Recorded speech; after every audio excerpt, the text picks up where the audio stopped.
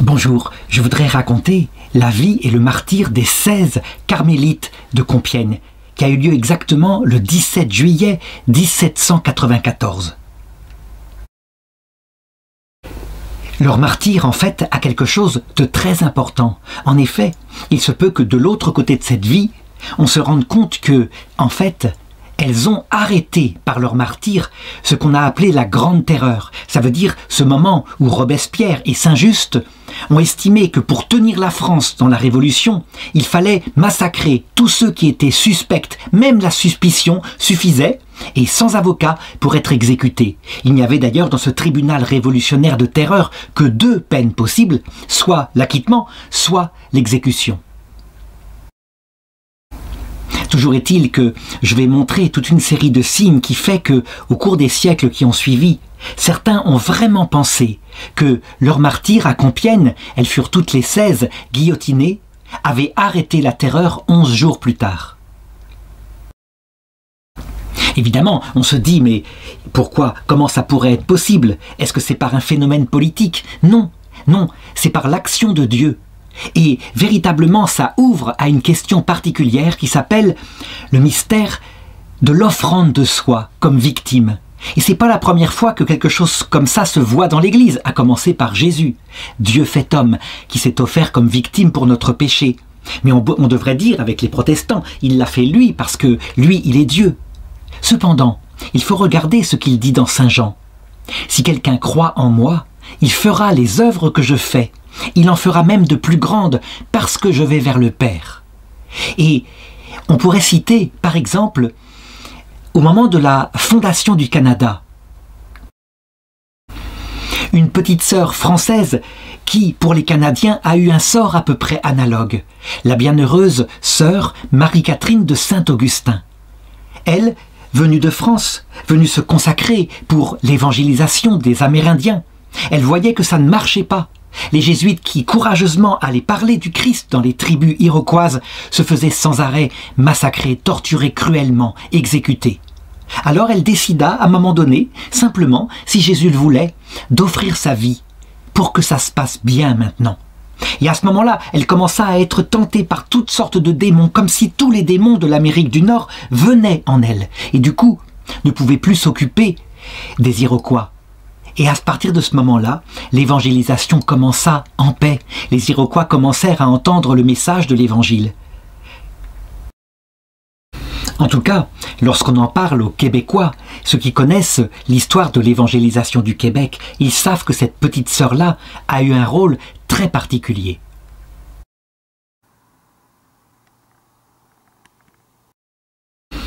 C'est comme si Dieu avait voulu établir une sorte de communion entre les saints, ceux qui le suivent sur la terre ou au ciel, et puis ceux qui ont besoin de prière. Parce qu'en l'occurrence, ceux qui ont besoin de prière ici, c'était par exemple le juge, celui qui jugeait au nom de la Révolution, Fouquier-Tinville, dont je raconterai la mort à la fin parce qu'elle a un rapport tout à fait significatif avec celle de ses petites sœurs. Mais je vais raconter, et chacun se fera une idée, je dirais, de cette grande communion des saints qui existe là-dedans, parce que je dirais c'est plein de phénomènes bizarres. Ça commence cette histoire-là dans le Carmel de Compiègne, un siècle plus tôt. Il y a là-bas une petite sœur qui s'appelle sœur Élisabeth Baptiste et qui un matin se réveille. Elle est toute en sueur, elle a fait un songe, quelque chose qui est plus fort qu'un rêve. Et elle a vu de ses yeux, alors qu'il n'y a pas de raison, on est en paix, le royaume de France véritablement ne connaît plus les guerres avec les protestants. Elle a vu de ses yeux que ses sœurs, les sœurs du Carmel, pourtant avec un visage différent de celles qu'elle connaissait, marchaient tous ensemble vers le martyre, habillés de leurs grands manteaux de carmélites blancs, et qu'elle portait à la main une palme rouge, la palme du martyr. Et cette sœur les avait vues qui rentraient comme cela dans la gloire du ciel. Les religieuses avaient été stupéfaites par le récit qu'elle en avait fait parce qu'elle était toute émotionnée. Et donc, elles avaient gardé dans leur mémoire cette tradition. Et dans le Carmel de Compiègne, on se disait que, quelque part, peut-être, ça se réaliserait. Et ça ne s'était pas réalisé du vivant de la sœur Élisabeth Baptiste. Donc, l'histoire était là, simplement, dans les mémoires. Le temps avait passé et le 15 juillet 1737, donc bien avant ces événements, voilà que naissait à Versailles une petite fille, qu'on appelait Madame Dernière, la dernière petite fille du roi Louis XV avec Marie Lesinska. Il avait dit que plus jamais il n'aurait d'enfant, il l'avait appelée comme ça, et elle s'appelait Mademoiselle Louise de France. Quel rapport avec cette histoire? Eh bien, on va voir justement.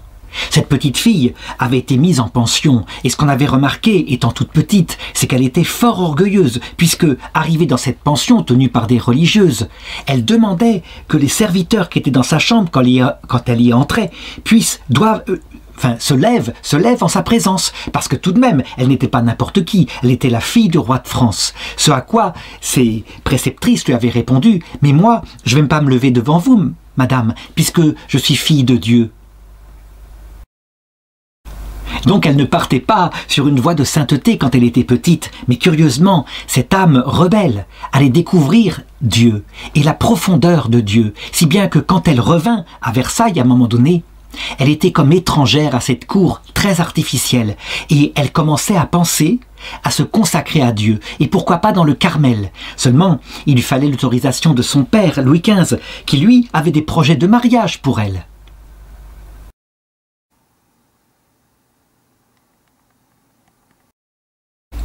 Et finalement, un soir, n'y tenant pas, alors qu'elle avait dépassé la trentaine, elle demanda la permission par l'intermédiaire d'un évêque au roi son père de pouvoir se faire carmélite, et la réponse arriva positive quelques semaines plus tard. Elle entra donc au Carmel et elle prit le nom de sœur Thérèse de Saint-Augustin, par le hasard des choses, parce qu'elle aimait beaucoup Sainte Thérèse d'Avila, la fondatrice, mais pour Saint-Augustin tout simplement parce que le supérieur de ce couvent s'appelait le Père Augustin, et donc on avait promis que la prochaine novice qui entrerait sous sa direction, eh bien porterait le nom de Saint-Augustin. Ce fut donc son nom de religieuse.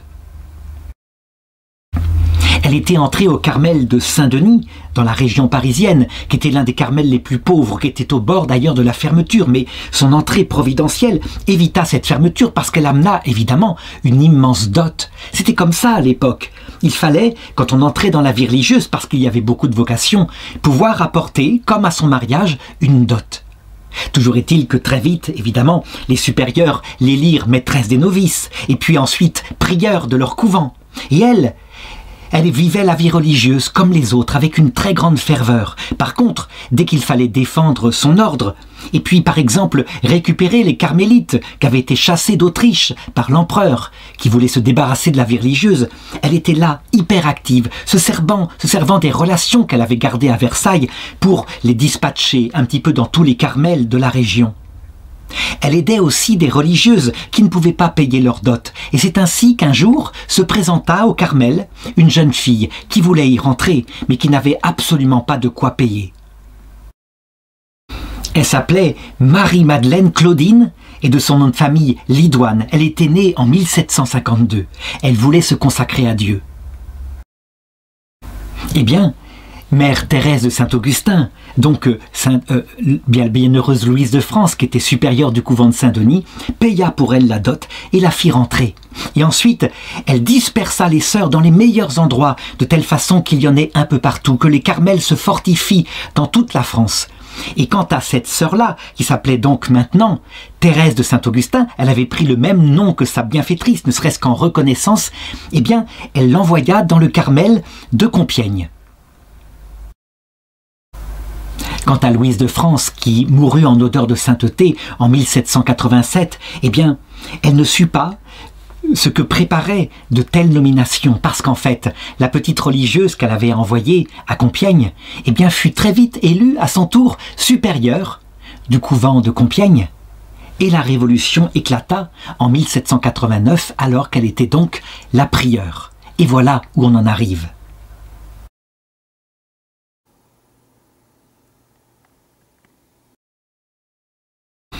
Elle est à la tête à cette époque-là d'un Carmel de 21 religieuses, donc un Carmel florissant. C'est une femme qui a les pieds sur terre, véritablement. Donc elle sait les dangers que court maintenant son couvent avec cette révolution qui, dès le départ, manifeste des velléités anticatholiques. mais elle est aussi une grande mystique. Ça veut dire qu'elle n'a pas oublié le rêve qu'on se raconte de génération en génération durant les récréations par la petite sœur un siècle plus tôt. Elle garde ça dans son cœur. Alors, qui sont les religieuses dont elle a la garde comme prieure et qui la réalisent sans arrêt parce qu'ils aiment beaucoup sa façon de diriger les choses? Eh bien, on peut dire qu'aucune n'est de la grande aristocratie de France, non. La plupart sont plutôt de la bourgeoisie. En tout cas, celles qu'on appelle des religieuses de cœur. Il faut savoir un petit peu ce que c'est que le Carmel.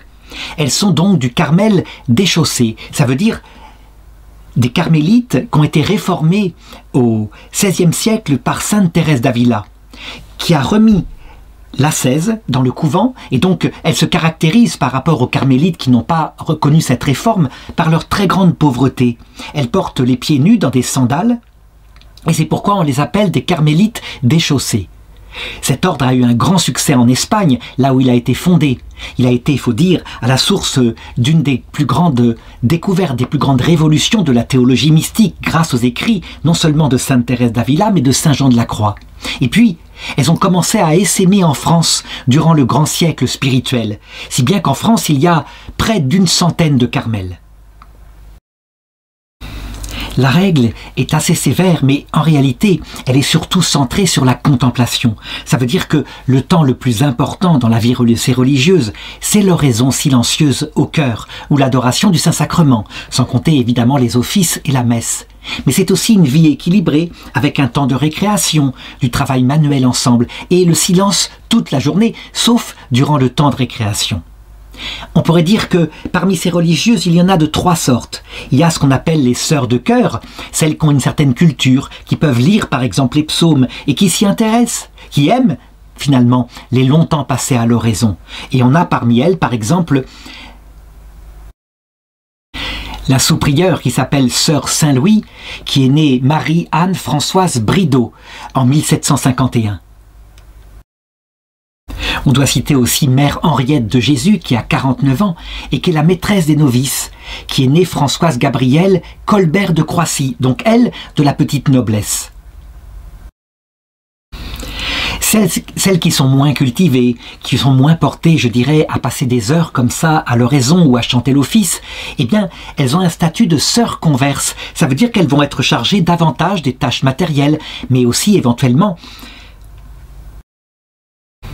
de ce qui peut concerner l'intendance, donc les courses qui sont faites à l'extérieur. Et par exemple, on doit citer Sœur Saint-François-Xavier, qui a 33 ans, qui est née Juliette Vérolot, et qui est née en 1764. Mais il y a aussi Sœur Marie du Saint-Esprit, 52 ans, qui elle aussi est sœur converse.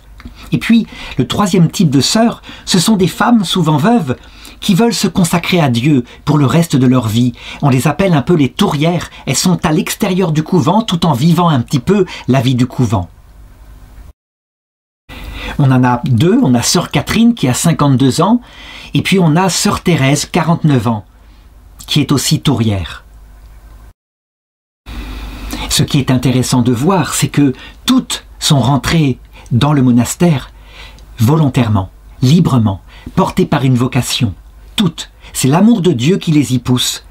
Ce n'est pas comme, parfois on en entend parler, des filles cadettes de famille qui ont été poussées par leurs parents de manière à ce qu'elles soient dans une certaine façon de vivre. Ça se faisait, mais plutôt en Espagne par exemple, ou à certaines époques en France. En tout cas, là, pour ce qui est de ces sœurs-là, on peut dire que leur vocation est vraiment libre. Et c'est d'ailleurs ce qui va surprendre étonnamment la Révolution française, qui s'imagine, parce qu'on se raconte les choses comme ça, que ces religieuses sont enfermées, qu'elles ne sont pas libres, qu'elles sont placées par leur famille, afin de ne pas peser sur l'héritage familial, de ne pas diviser les biens en parts égales. En tout cas, quand éclate la Révolution française en 1789, elles entendent parler de tout ce qui se passe à Paris. Effectivement, même le 14 juillet 1789 n'est pas un jour de paix. Par exemple, les gardes de la Bastille ont été tous exécutés et la tête du gouverneur de la Bastille a déjà été mise sur une pique et promenée dans la ville de Paris. Donc c'est une révolution violente. Mais enfin, au début, ça se passe bien et on peut dire que la France entière, et particulièrement l'ouest de la France, est contente des réformes qui sont votées comme ça spontanément par l'Assemblée nationale, à savoir par exemple le fait que tout le monde maintenant paye des impôts, le fait que la chasse est ouverte aussi à tout le monde et non plus réservée à la noblesse comme c'était le cas avant. Les privilèges tombent. En réalité, on se rend compte très très vite que l'esprit qui motive la Révolution française n'est pas simplement un esprit comme ça d'égalité, mais que c'est quelque chose de beaucoup plus profond, qui vient de ce siècle-là, qui a été mis dans les âmes et dans les intelligences par ce qu'on pourrait appeler les philosophes des Lumières, à savoir l'idée que la souveraineté ne peut pas venir de Dieu, bien sûr, qu'elle vient du peuple. En fait, cette idée que la religion catholique est une religion quelque part fanatique, elle a été portée très fortement par les écrits ironiques de Voltaire, qui s'amusait à mettre en scène, dès qu'il le pouvait, les prêtres indignes ou les prêtres fanatiques qui se comportaient mal, etc. Si bien que la réputation de l'Église catholique, elle avait perdu de son lustre. Il faut dire que l'Église catholique elle-même, au siècle des guerres de religion, au XVIe siècle, avait, à cette époque-là déjà, était fortement sali par le comportement de certains nobles, aussi bien catholiques que protestants, et on se souvenait partout du fanatisme qu'avait régné à cette époque-là. Toujours est-il que le souvenir se transmettait de génération en génération, et que l'idée qu'on puisse tuer quelqu'un pour une histoire portant sur un dogme particulier, comme par exemple la prière ou non apportée au saint, eh bien cette idée-là avait provoqué chez certains l'idée que la religion chrétienne était simplement un fanatisme parmi d'autres. On en voit très concrètement les effets dès le 2 novembre 1789, donc c'est vraiment peu de temps après la prise de la Bastille. On décide que parce qu'il y a une crise financière, effectivement, l'État est ruiné, il faut donc renflouer les caisses de l'État, eh bien on décide tout simplement de confisquer les biens de l'Église, qui sont importants. Et c'est logique, puisque les gens, spontanément, dans leur foi, donnaient, quand il n'y avait pas d'héritier, leurs biens à l'Église pour qu'elle puisse s'occuper d'hôpitaux, ou alors que les ordres mendiants puissent subvenir aux frais de l'apostolat. Et c'est ainsi que le bâtiment même du couvent de Compiègne est confisqué par l'État. Mais cependant, évidemment, on ne les met pas à la rue du jour au lendemain comme ça. Elles peuvent continuer à vivre de l'usufruit, c'est-à-dire d'habiter dans leurs bâtiments, et les bâtiments appartiennent évidemment, peuvent être vendus n'importe quand par l'État. C'est ce qui sera fait à un moment donné avec des églises, avec des monastères. Ce seront ce qu'on appelle les ventes des biens du clergé. À l'Assemblée nationale, évidemment, les plus fanatiques, ceux qui considèrent, d'un regard de l'extérieur, les religieux, comme des gens qui ont été écrasés par le poids de la tradition, par le poids de leur famille, par le poids des curés, eh bien, ils sont de plus en plus en train de parler. Et donc, le 13 février 1790, l'Assemblée nationale décide de dissoudre tous les ordres religieux de France. Et, s'ils le veulent, tous les gens qui ont fait des vœux sont libérés de leurs vœux et peuvent rentrer chez eux. Et on les encourage même à rentrer chez eux en leur promettant, parce qu'évidemment ils se retrouvent sans revenus, en leur promettant de la part de l'État une certaine somme d'argent, une pension qui leur sera versée. Et on voit effectivement que cela marche.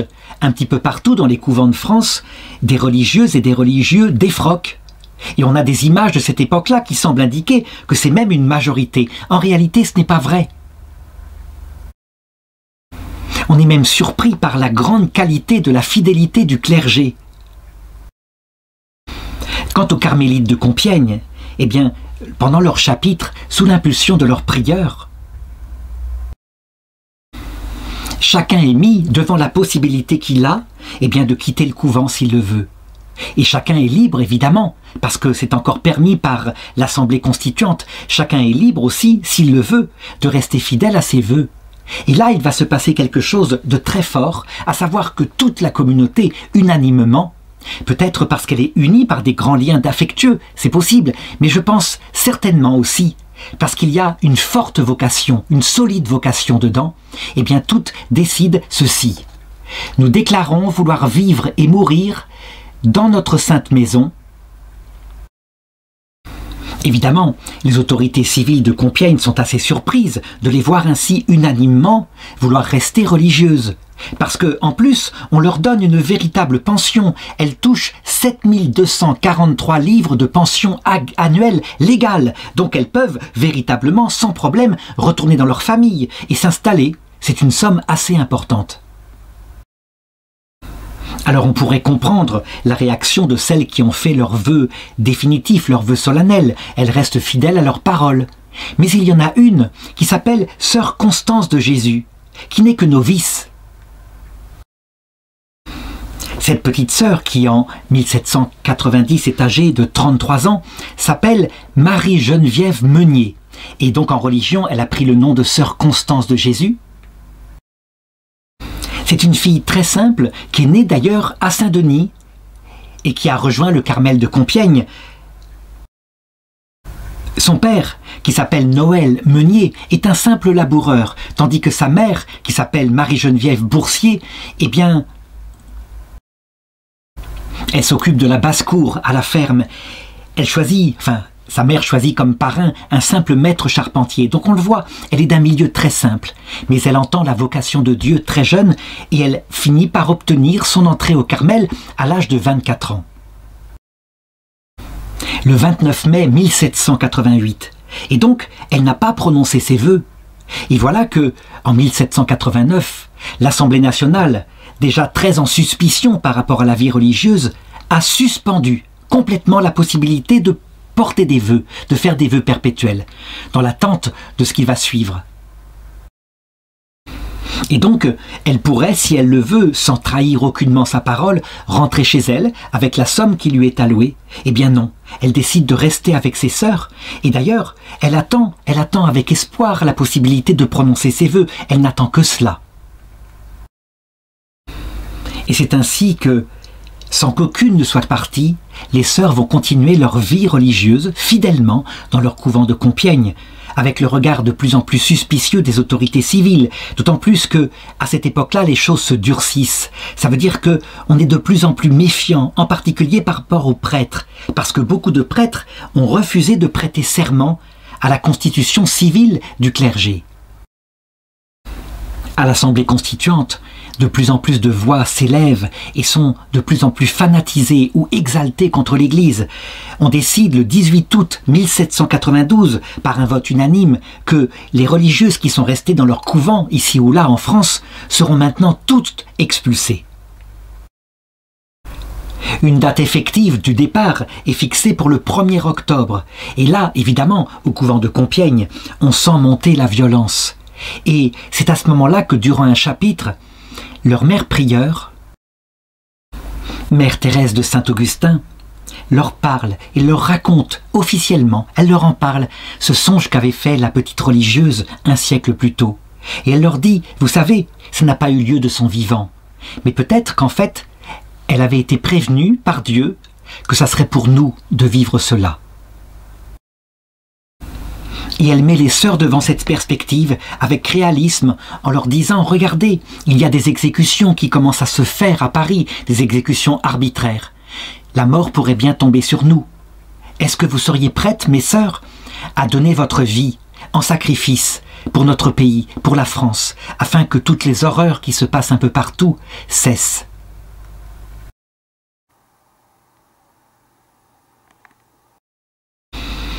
Et elle les met devant la perspective de la vie éternelle. Ne sont-elles pas rentrées au couvent pour cela, pour voir Jésus? Et donc, s'il leur permet, sans le chercher, nous ne chercherons pas le martyre, mais si le Seigneur le veut, eh bien, seriez-vous prêtes à vous offrir en holocauste pour apaiser la colère de Dieu le Père et pour que cette divine paix que son cher Fils était venu apporter sur le monde fut rendue à l'Église et à l'État. C'est ainsi qu'elle s'exprime.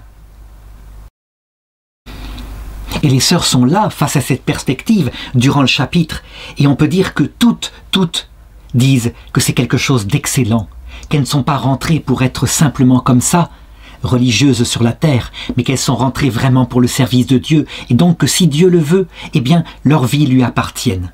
Et donc, toutes sans exception, sauf deux qui sont plus âgées, et qui trouvent qu'il y a là un enthousiasme un petit peu curieux.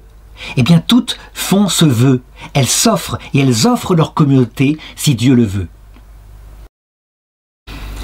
Ce qui inquiète les deux sœurs plus âgées, c'est la perspective même de la guillotine. Mourir de cette façon-là leur paraît véritablement effrayant, et donc elles renoncent à ce vœu, avant de se reprendre quelques heures plus tard et de revenir auprès de leur mère supérieure pour supplier à genoux, en larmes, de pouvoir se joindre et de se joindre à ce vœu. Alors je voudrais m'arrêter une seconde pour commenter les termes mêmes de leur consécration. Elles se livrent en holocauste pour apaiser la colère de Dieu. C'est une façon de s'exprimer qui nous parle peu à notre époque, mais qui est tout à fait biblique. Nous aurions plutôt marqué à s'offrir en holocauste pour que Dieu arrête la colère des hommes. En réalité, si elles parlent ainsi, c'est parce que, évidemment, rien ne se fait, elles le savent, sans que Dieu ne le permette. Et donc la colère de ceux qui tiennent la France à cette époque-là, eh bien le fait qu'ils sont arrivés au pouvoir, c'est forcément parce qu'il y a eu permission de Dieu. Et donc, dans leur cœur de carmélite, elles le voient, c'est sans doute à cause du péché des hommes, du fait qu'on s'éloigne de plus en plus, déjà à cette époque-là, de l'amour de Dieu, de l'humilité, qui devrait être le comportement quand on se prépare à la vie éternelle.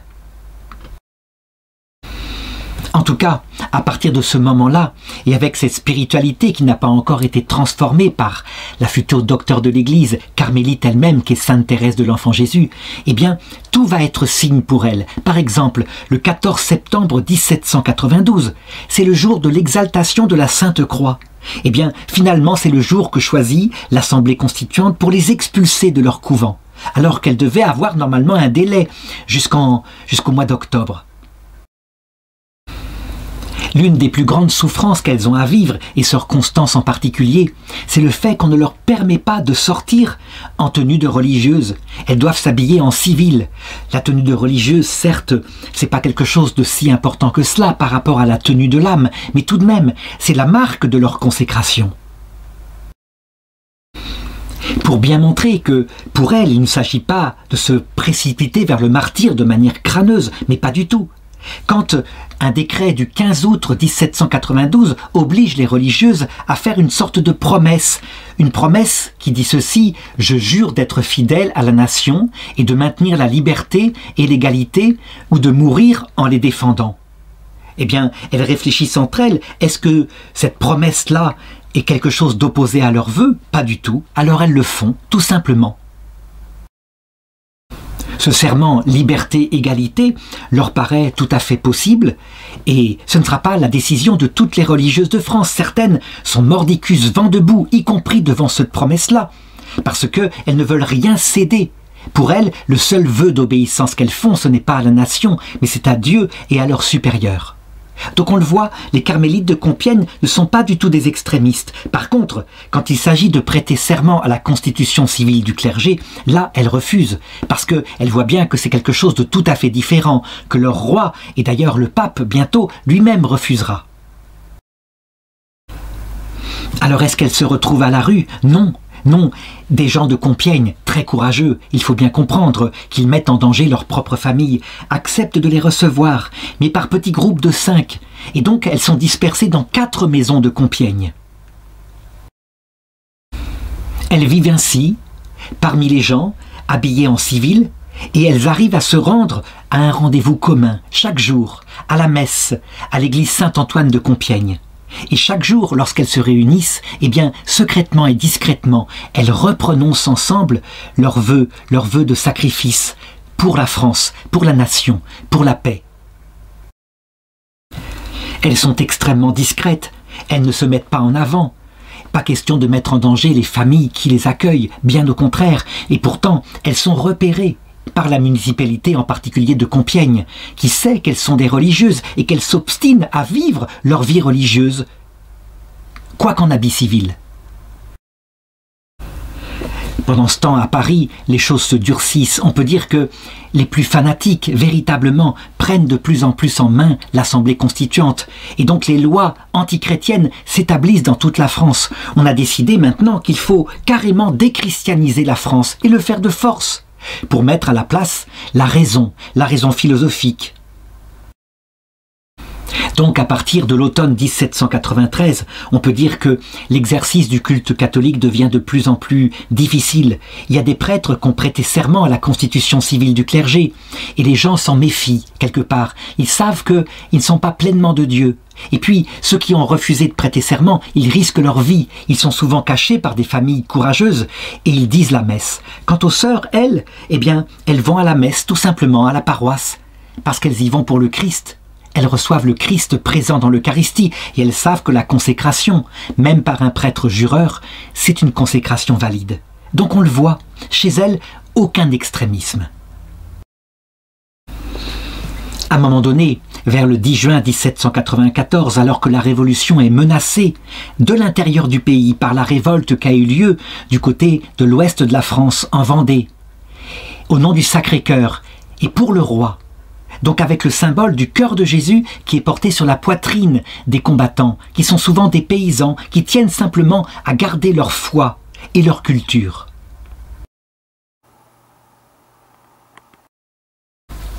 Et parce qu'il y a aussi une menace venant de l'extérieur, à partir de l'Autriche, qui menace et qui dit « Si vous touchez, ne serait-ce qu'à la tête d'un seul des membres de la famille, nous vous attaquerons ». Eh bien, la Révolution, on peut dire qu'elle se durcit. Robespierre et Saint-Just sont persuadés que pour défendre les acquis de la Révolution, il faut instaurer la terreur. Ça veut dire qu'il faut terroriser ceux qui veulent détruire la Révolution. Il faut terroriser les intolérants. Eux s'estiment tolérants et au nom de la défense de la tolérance et de la liberté, ils mettent la France sous le coup de la terreur. Ce qui est absolument incroyable, c'est que à cette époque-là, va être perpétré dans l'époque moderne le premier génocide. Et on pourrait se dire, mais tout de même, pas au nom de la liberté, pas au nom de l'égalité, pas au nom de la tolérance, au nom de la raison.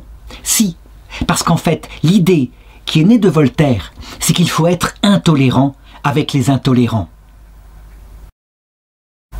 Et donc c'est à cette époque-là qu'est institué le tribunal révolutionnaire, avec à sa tête le fameux Fouquier-Tinville, qui consiste à suspecter, à regarder si quelqu'un est simplement suspect d'activité contre-révolutionnaire, à vérifier éventuellement par des témoignages. Et ça suffit, en supprimant la possibilité même de se défendre si le tribunal estime qu'il a suffisamment de preuves qui peuvent être orales.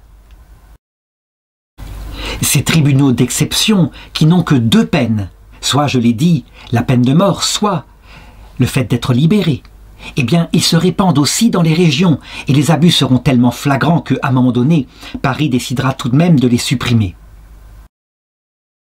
N'empêche que, durant les 47 jours du 10 juin 1794 au 28 juillet, le nombre d'exécutions explose. Et on ne se rend même plus compte de ce qui est en train de se passer. On peut citer par exemple ce chant révolutionnaire de Pierre-Gaspard Chaumette, qui est un activiste de la terreur et qui dit « Toi, montagne sainte », en désignant la guillotine, « tu es devenu un volcan dont les laves dévorent nos ennemis. Plus de quartier, plus de miséricorde aux traîtres. Jetons entre eux et nous la barrière de l'éternité. »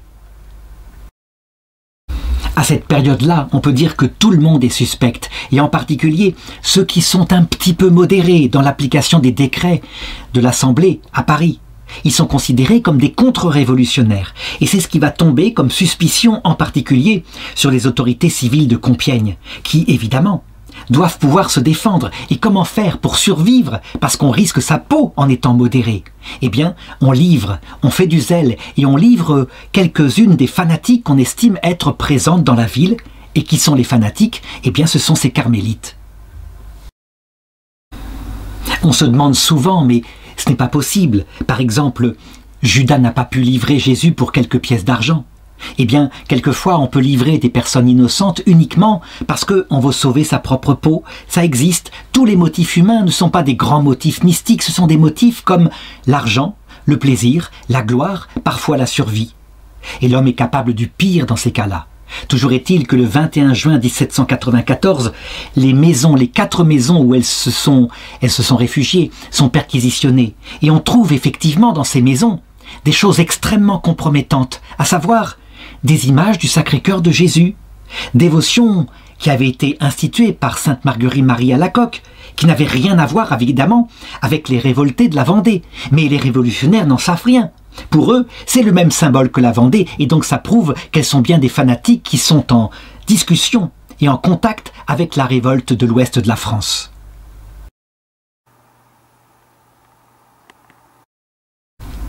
On trouve aussi chez elle, évidemment, des courriers qui étaient prêts à être envoyés, des lettres comme ça, où, évidemment, elle parlait avec catastrophisme de ce qui était en train de se passer avec la Révolution, cette Révolution qui tournait mal. Et donc, on a suffisamment de motifs pour les arrêter.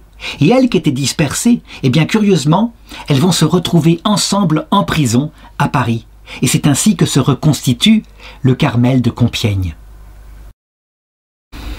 Il faut remarquer que sur les 21 carmélites, seules 16 ont été arrêtées parce qu'il y en a certaines qui sont en dehors de la cité de Compiègne, qui sont parties ailleurs avec l'autorisation de leur supérieur et qui ne seront pas parties de cette arrestation.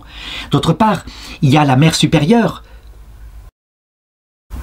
Mère Thérèse de Saint-Augustin, qui est en déplacement à Paris justement du 13 au 21 juin. Et quand elle apprend que ses filles ont été arrêtées, eh bien elle, immédiatement, elle fait ce qu'il faut faire. Ce que n'avait pas fait Saint-Pierre, lui, quand les chrétiens de Rome avaient été arrêtés par Néron. Sa première attitude est de rejoindre ses sœurs. Il n'est pas question, évidemment, que le berger meure ou survive à ses brebis.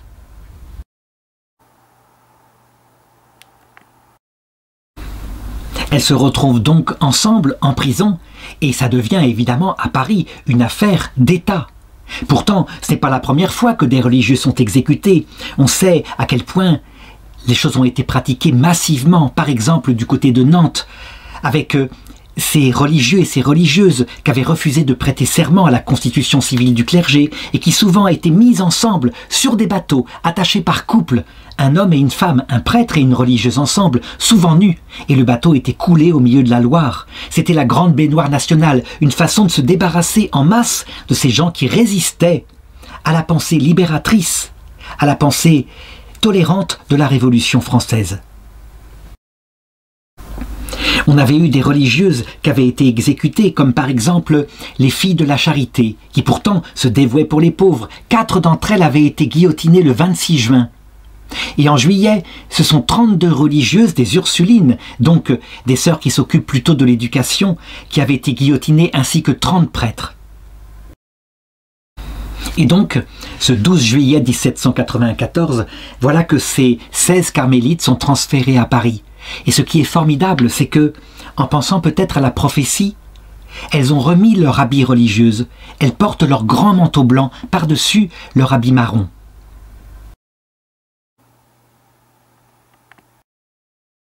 En réalité, elles reprennent l'attitude qu'avait été fixée par l'Église dans les 3 premiers siècles. On ne se livre pas aux martyrs, ce serait provoquer Dieu. Mais quand on ne peut pas faire autrement, alors on assume et on est prêt à mourir. Et donc le fait qu'elles reprennent leur habit de religieuse indique qu'elles savent vers où elles marchent. Elles sont donc transférées à la conciergerie à Paris, où elles sont enfermées en attendant leur procès qui doit intervenir le 17 juillet. Il y a là un témoin qui s'appelle Denis Blot, qui est avec elles et qui témoignera en disant « Elles avaient repris leur vie religieuse totalement, comme si elles étaient au Carmel. Et la nuit, elles se levaient pour chanter les matines. » Des tas de signes accompagnent leur marche vers leur croix. Par exemple, le 16 juillet, c'est la fête de Notre-Dame du Mont-Carmel. Et donc c'est la veille. Le lendemain, elles doivent être jugées. On confie à Fouquier-Tinville, le fameux juge de ce tribunal d'exception, la rédaction de l'acte d'accusation. Et le motif est très simple à trouver. Le motif, c'est le fanatisme.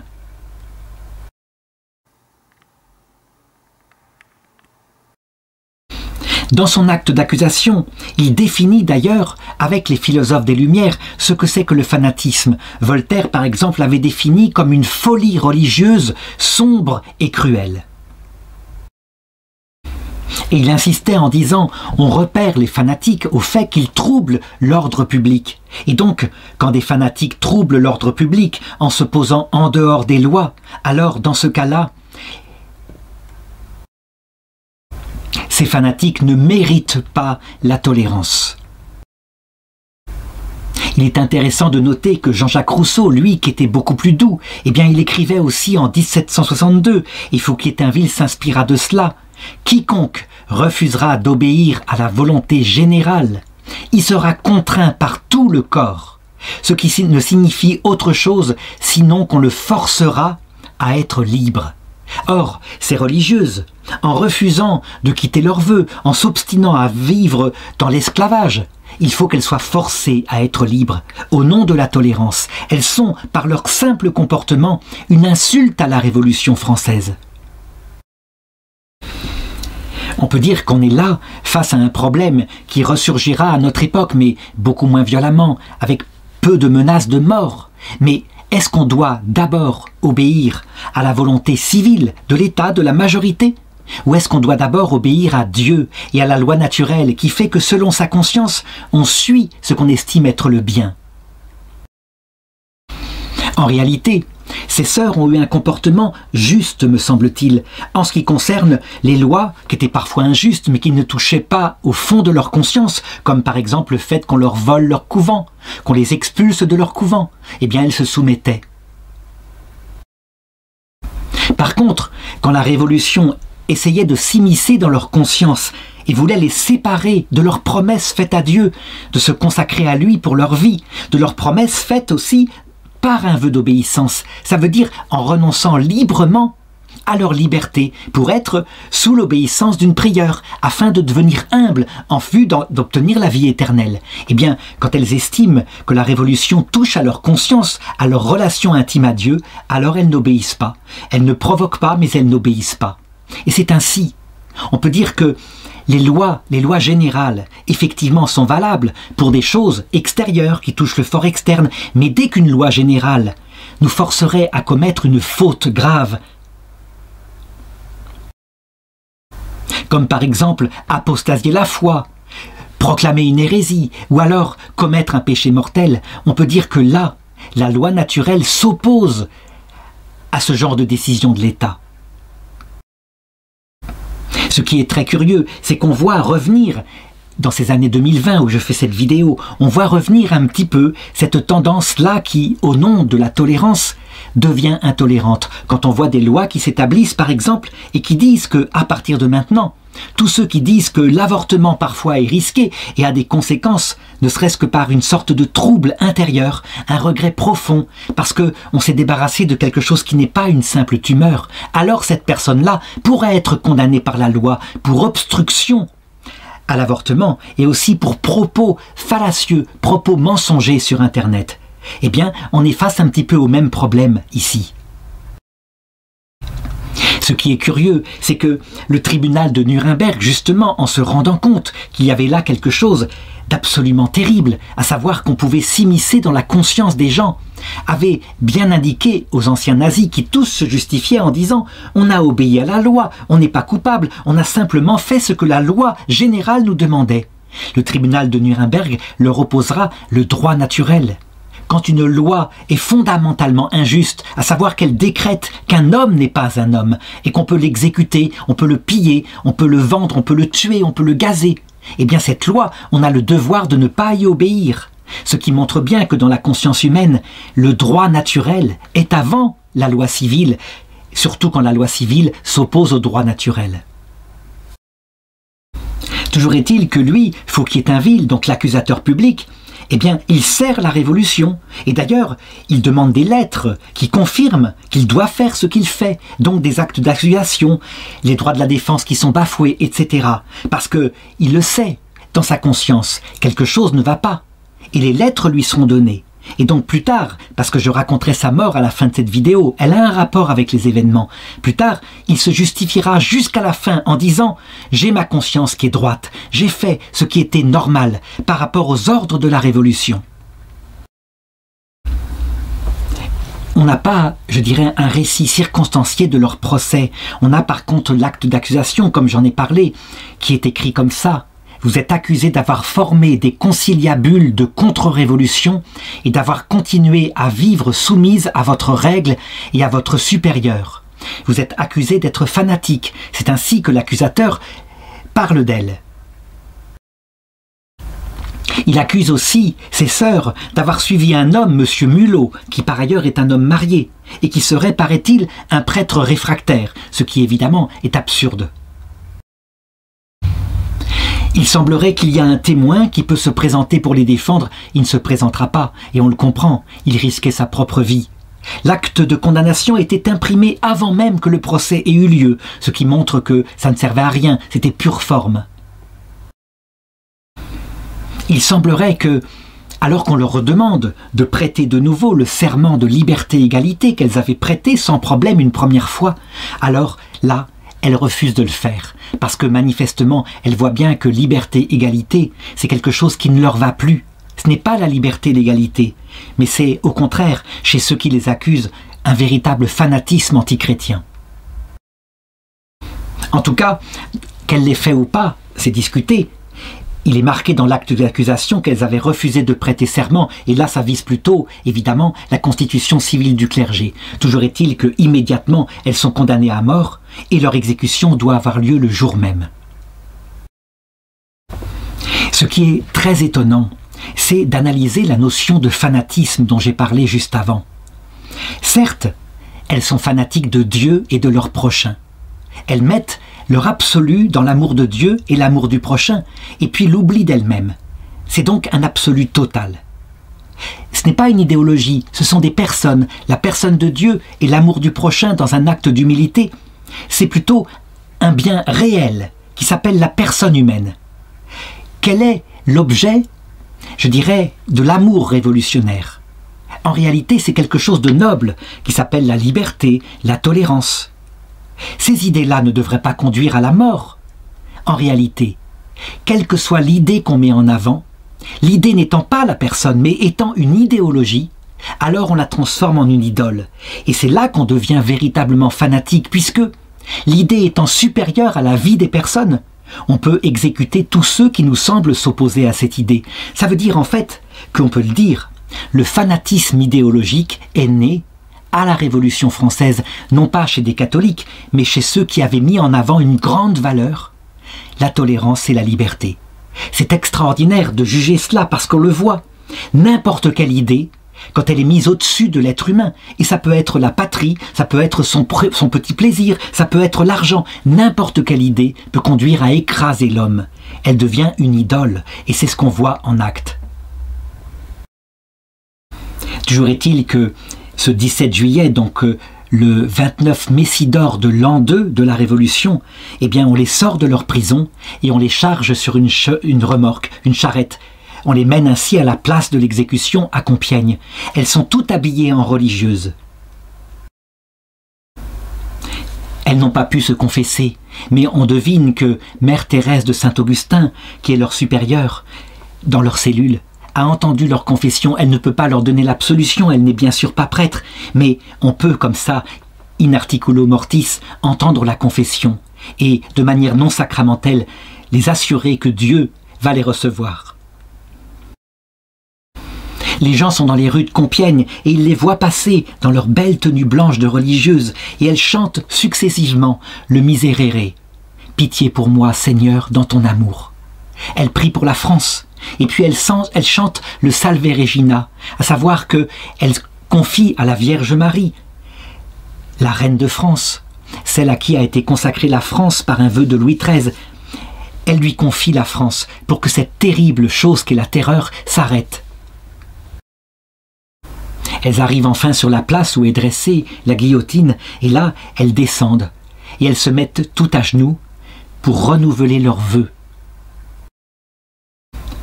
Il y a une foule qui assiste à la chose, et la foule est muette, on n'entend pas de cris qui les insultent, bien au contraire. La foule regarde, stupéfait par une telle ferveur. On se croirait presque revenu, et on le comprend, au temps des premiers martyrs, lorsque le peuple romain, lui aussi, subjugué par le courage de jeunes filles, par exemple, qui étaient mises à être dévorées par des lions ou propulsées en l'air par des taureaux, eh bien, étaient capables d'affronter la mort avec une très grande dignité.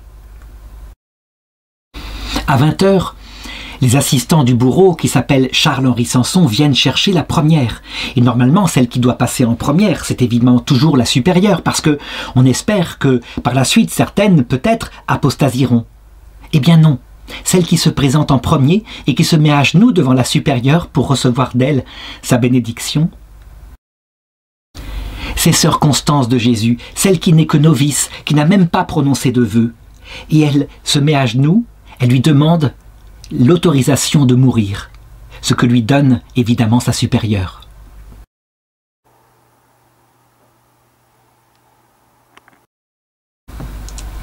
Et tout de suite elle se relève et elle monte vers l'échafaud et elle entonne de sa propre initiative le chant qui s'appelle Laudate Dominum, à savoir Seigneur nous te louons, un chant qui est pris lorsqu'on fonde un nouveau Carmel, systématiquement. C'est la tradition chez les carmélites, ce qui indique qu'en fait elles partent pour le ciel, pour fonder le Carmel éternel avec leurs sœurs. Et les autres sœurs, évidemment, elles suivent et elles reprennent en chœur avec elles le Laudate Dominum. Et la foule était là, qui respectait le chant des religieuses. Et on peut dire que l'exécution, c'est quelque chose de sale, à savoir on bascule.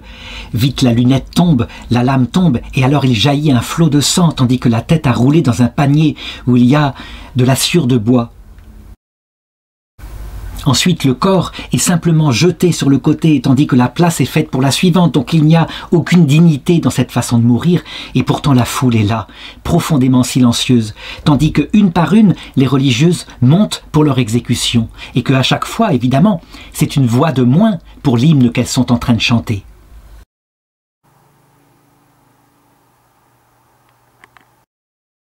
Et je voudrais citer une par une le nom de ces 16 sœurs qui sont béatifiées, toutes par l'Église catholique.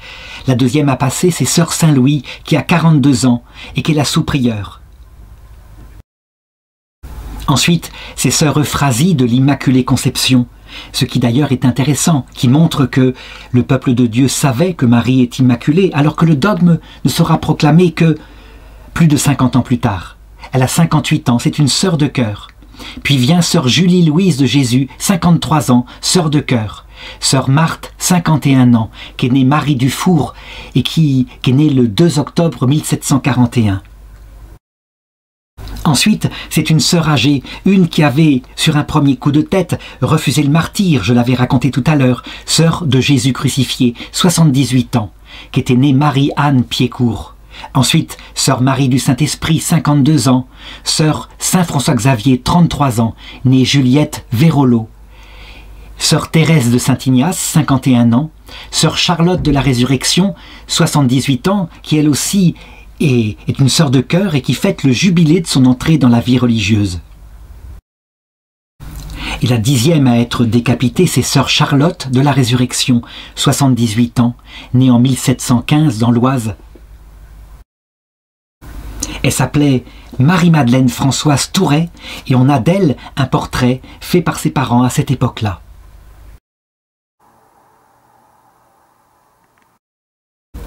Et ensuite, c'est le tour de sœur Thérèse du Cœur de Marie, 52 ans, une sœur de cœur. Puis sœur Catherine, sœur Tourière, qui a 52 ans aussi. Sœur Thérèse, 49 ans, qui est une sœur Tourière. Et ensuite, mère Henriette de Jésus, la maîtresse des novices, qui a 49 ans, qui est née Françoise Gabrielle Colbert de Croissy. Puis vient sœur Marie-Henriette de la Providence, 30 ans, qui est l'infirmière de la communauté, qui est aussi une sœur de cœur. Et c'est ainsi que toutes sont passées, et il n'y en a plus qu'une qui chante l'hymne, à savoir leur mère supérieure, mère Thérèse de Saint-Augustin.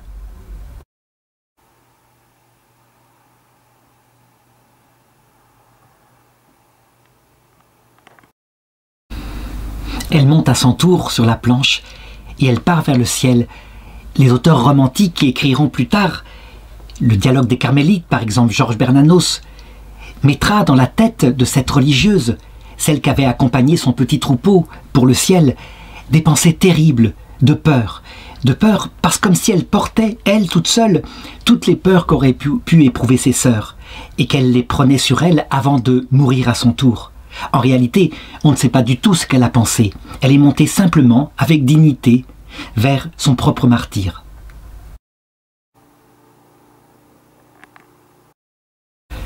Une autre femme en Allemagne, qui s'appelle Gertrude von Lefort, écrira aussi l'histoire des Carmélites de Compiègne en se mettant à la place de la petite sœur Constante, la jeune novice, et en mettant en scène son amour fou pour le Seigneur.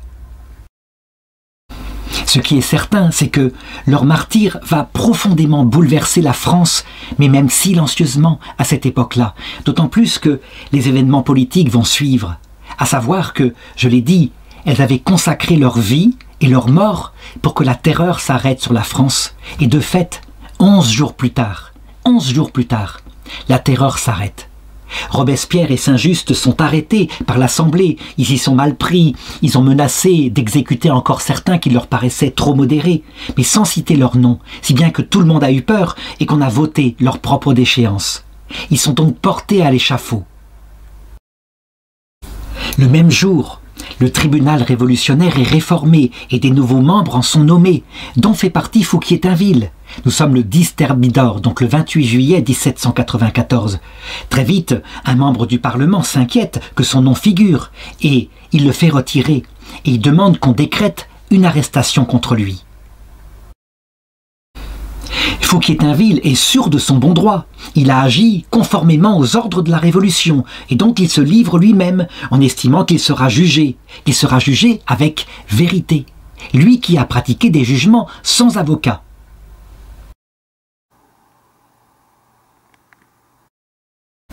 On peut se demander, mais comment se fait-il qu'il croyait être dans son bon droit? Parce que tout de même, lorsqu'il est jugé le 28 mars 1795, eh bien, par un tribunal révolutionnaire, évidemment, on est toujours dans la Révolution française, eh bien, voilà ce que comprend l'acte d'accusation. Il a mis en jugement un nombre considérable de personnes qui ne s'étaient jamais connues et qui pourtant, sans le savoir, sans même comprendre pourquoi, étaient dans le même acte d'accusation. Et on leur attribuait le même délit. On avait mis en jugement et fait exécuter certaines personnes sans qu'il y eût contre elles aucun acte d'accusation. On avait fait exécuter certaines personnes sans qu'il y eût contre elles ni jugement ni condamnation. Et par la suite, dans sa précipitation, il y eut substitution d'une personne à une autre, que des personnes non condamnées furent exécutées à la place de personnes condamnées, que des jugements en grand nombre de personnes sont toujours en blanc et ne comportent aucun dispositif, alors que ces personnes sont toutes exécutées. On peut dire que Fouquier-Tinville n'aura pas à subir le même procès qu'il avait fait subir à ses victimes, bien au contraire. Il y a par exemple le réquisitoire qui va durer 1 jour et demi pour l'accusé, mais il peut prendre sa défense et se défendre. Donc le 3 mai, il parle ainsi lui-même, sûr de son bon droit. Ce n'est pas moi qui devrais être traduit ici, mais les chefs dont j'ai exécuté les ordres. Je n'ai agi qu'en vertu des lois portées par une convention investie de tous les pouvoirs. Par l'absence de ses membres, je me trouve le chef d'une conspiration que je n'ai jamais connue. Me voilà en butte à la calomnie, à un peuple toujours avide de trouver des coupables. Il résumera d'ailleurs sa défense en disant simplement « J'étais la hache de la Révolution. Est-ce qu'on punit une hache ou la main qui l'a tenue ?» Ce qui est très étonnant, c'est que le 17 Floréal de l'an 3, donc le 6 mai 1795, il est condamné à mort, en même temps que 15 autres co-accusés. Ça veut dire qu'ils vont se présenter à 16 pour leur exécution. Et quant à l'acte qui le condamne à mort, il dit ceci: « Vous êtes convaincus de manœuvres et de complots tendant à favoriser les projets liberticides des ennemis du peuple et de la République, à provoquer la dissolution de la représentation nationale et le renversement du régime républicain, à exciter l'armement des citoyens les uns contre les autres, notamment en faisant périr, sous la forme déguisée d'un jugement, une foule innombrable de Français de tous âges et de tous sexes, en imaginant à cet effet des projets de conspiration dans les diverses maisons d'arrêt de Paris, en dressant dans ces diverses maisons des listes de proscription, etc. Vous avez agi avec de mauvaises intentions. » Fouquier-Tinville sera enfermé dans la cellule même où étaient enfermés les carmélites à la conciergerie, et il écrit avant d'être exécuté ces dernières lignes: « Je n'ai rien à me reprocher, je me suis toujours conformé aux lois, je n'ai jamais été la créature de Robespierre et de Saint-Just, au contraire, j'ai été sur le point d'être arrêté 4 fois. Je meurs pour ma patrie et sans reproche, je suis satisfait. Plus tard, on reconnaîtra mon innocence. » Il arrive à la guillotine dans une charrette analogue à celle qui a exécuté les carmélites. Son exécution ne se passe pas à Compiègne, mais à Paris, à la place de Grève. Et il est guillotiné le dernier, le 16e sur 16, comme l'avait été la mère prieure du Carmel. On le voit, il y a des tas de clins d'œil comme ça de la Providence. Et surtout, on ne doit pas prendre cela, je dirais, comme une vengeance de Dieu. Véritablement, ce qu'on sait quand on connaît le Christ, quand on connaît aussi les religieuses qui sont montées ce jour-là au paradis, avec leur douceur, leur absence totale de médisance sur ceux qui pourtant les tuaient, eh bien, quand il est mort guillotiné, parce que c'était un grand pécheur, même pas conscient des crimes qu'il avait faits, alors s'est présenté à lui les sœurs qu'il avait exécutées en premier, et qui étaient là pour l'encourager à se repentir, et qui lui ont présenté le Christ. Et on peut dire que cet homme-là, il a eu droit à un jugement dernier équitable, selon le choix qu'il avait fait. S'il s'est repenti avec larmes en voyant le Christ, alors on peut dire qu'il a été sauvé, en passant certes par un grand purgatoire où il s'est mis lui-même, tellement la conscience de ses péchés l'a frappé à ce moment-là.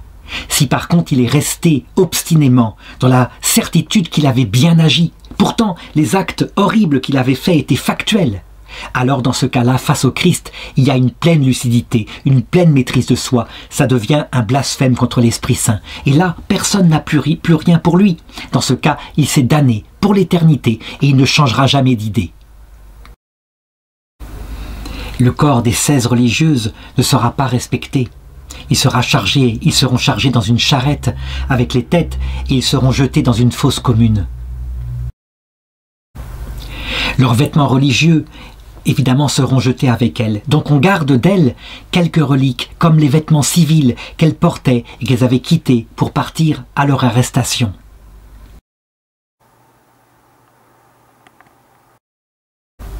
À la Restauration, de pieuses dames ont essayé de retrouver leur corps et ont retrouvé certaines de leurs reliques qui ont été envoyées un peu partout dans le monde, dans les Carmels. Évidemment, l'Église catholique ne les oubliera pas. Leur acte de courage fera que leur procès en béatification sera ouvert et elles seront finalement béatifiées le 27 mai 1906 par le pape Saint Pédis. Vraiment, on peut le dire en regardant leur héroïsme simple, qui ne se targue pas de grands discours, qu'elles n'espéraient qu'une seule chose, rencontrer leur époux bien-aimé au ciel. Et donc, je voudrais terminer en citant une chanson composée par sœur Julie-Louise, le jour de Notre-Dame du Mont-Carmel, lorsqu'elle était en prison à la conciergerie, sur l'air de la Marseillaise, ce qui montre qu'elle était pleine d'humour. Préparons-nous à la victoire, sous les drapeaux d'un Dieu mourant, que chacun marche en conquérant. Courons tous, volons à la gloire, ranimons notre ardeur, nos corps sont au Seigneur, montons, montons, à l'échafaud, et Dieu sera vainqueur.